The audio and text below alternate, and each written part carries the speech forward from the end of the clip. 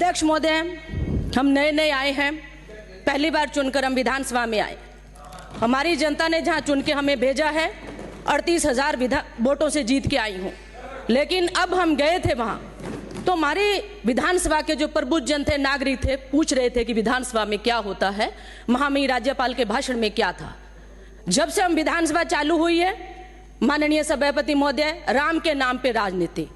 मैं बताना चाहती हूं कि राम का नाम, जब हमारे घर में बच्चा जन्म लेता है तो उसकी बुआ या मासी कान में बच्चे के कहती है राम राम।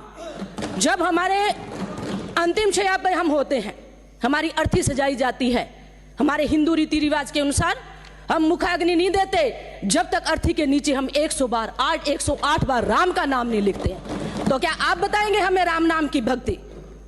एक बेटा, एक राजा का बेटा, एक राम घट घट में बैठा, एक राम जगत विसारा, एक राम सबसे न्यारा। कबीरदास जी ने क्या कहा है, मीरा ने क्या कहा है, और गुरबाणी के अंदर सभापति महोदय सैकड़ों बार राम का नाम आया है। कब मंदिर जाना और कब नहीं जाना वो हम खुद तय करेंगे। हम राम को मानते हैं, भगवान को मानते हैं। लेकिन कांग्रेस के जो राज्यपाल का भाषण था, इसके अंदर सिवाय कांग्रेस की आलोचना के अलावा कुछ नहीं था। क्या 5 साल कांग्रेस पार्टी ने कुछ नहीं किया? वो जनता से जाके पूछिए, हेल्थ के क्षेत्र में क्या किया, एजुकेशन के क्षेत्र में क्या किया, आपका विजन क्या है, आप हमें बताइए। मैं सत्ता पक्ष से पूछना चाहती हूँ सभापति महोदय आपके माध्यम से कि आपका विजन क्या है, आप क्या करना चाहते हैं? जनता का जनमत है, जनता चाहे जिसको विपक्ष में बिठाती है और जिसको चाहे वो सत्ता में बिठाती है। मैं जिस क्षेत्र से आती हूँ, अभी कह रहे थे कि जिले आनन फानन में बनाए, सभापति महोदय 10 साल से 12 साल से लोग वहां संघर्ष कर रहे थे। माननीय मुख्यमंत्री गहलोत जी और पूर्ववर्ती कांग्रेस की सरकार ने जिला बनाकर जो अनूपगढ़ विधानसभा को हमें सौगात दी है, हमारी जनता को राहत दी है, वो सराहनीय कार्य है। मैं मेरी पार्टी को धन्यवाद देती हूं और आपके माध्यम से सत्ता पक्ष से जानना चाहती हूं कि आप नए जिन्हें बले हैं उनके अंदर कब हमारे डीटीओ ऑफिस खोलेंगे, कब आप हमें नगर पालिका देंगे, कब आप हमें तहसील देंगे, उसके ऊपर क्या करना चाहते हैं?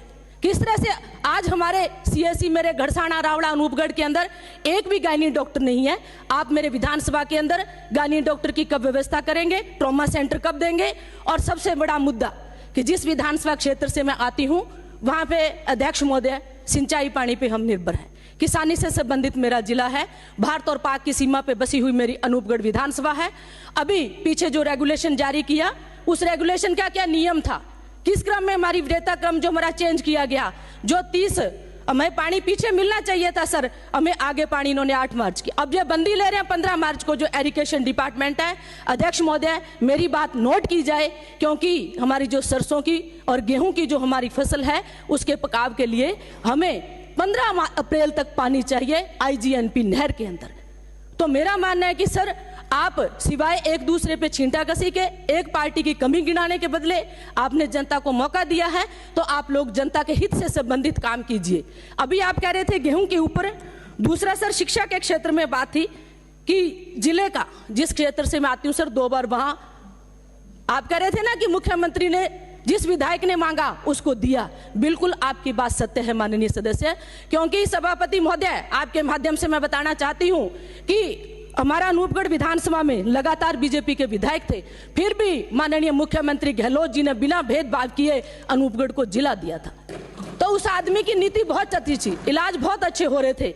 लेकिन मेरा मानना है कि आप अभी राम मंदिर पे, मेरे को जो लग रहा है कि विधानसभा का सेशन न होकर लोकसभा का सेशन चल रहा हो, सिवाय मोदी जी के नाम के, जहां और कोई अच्छी योजना की जनता के लिए हम क्या करेंगे क्या नहीं करेंगे। दूसरी बात आप भ्रष्टाचार पे कर रहे थे, क्या हम भ्रष्टाचार मुक्त राजस्थान कर पाएंगे? शुरुआत हमारे घर से होती है, जब आपका बच्चा पढ़ रहा होता है, जब बच्चे को कहते हैं कि आप 80% नंबर लेके आइए, मैं आपको मोबाइल दिलाता हूं, कैसे आप भ्रष्टाचार मुक्त राजस्थान करें? आप बात करते हैं महिलाओं पे अत्याचार की, तो क्या हमारी पहलवान बहन ही थी, वो बैठी, वो महिला नहीं थी? क्या मणिपुर के अंदर हमारे घटना हो रही थी, निर्वस्त्र करके महिलाओं को घुमाया जा रहा था, उस पर क्या कहना है सत्ता पक्ष का?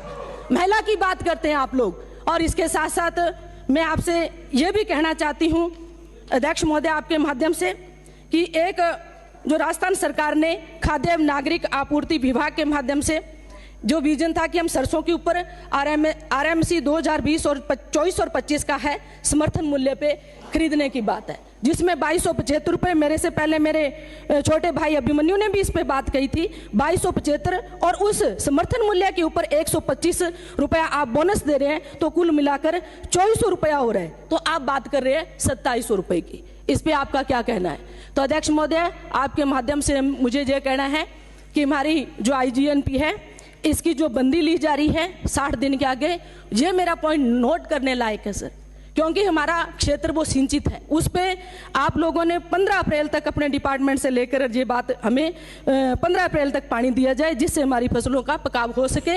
और सरकार से मेरा निवेदन है, कांग्रेस की कमियां गिनाने के बदले हमें हमारे विजन पे ध्यान देना चाहिए। समय निकलते कोई समय नहीं लगता है। जब 5 साल का समय आया और गया, जनता सत्ता पक्ष में ही बिठा सकती है तो जनता विपक्ष में ही बिठा सकती है। हमें आपसे कुछ ना कुछ सीखना है, तो अच्छी चीज सीख के जाएं, हमारी जनता को बताएं। इन्हीं शब्दों के साथ बहुत बहुत धन्यवाद। जय हिंद, जय भीम।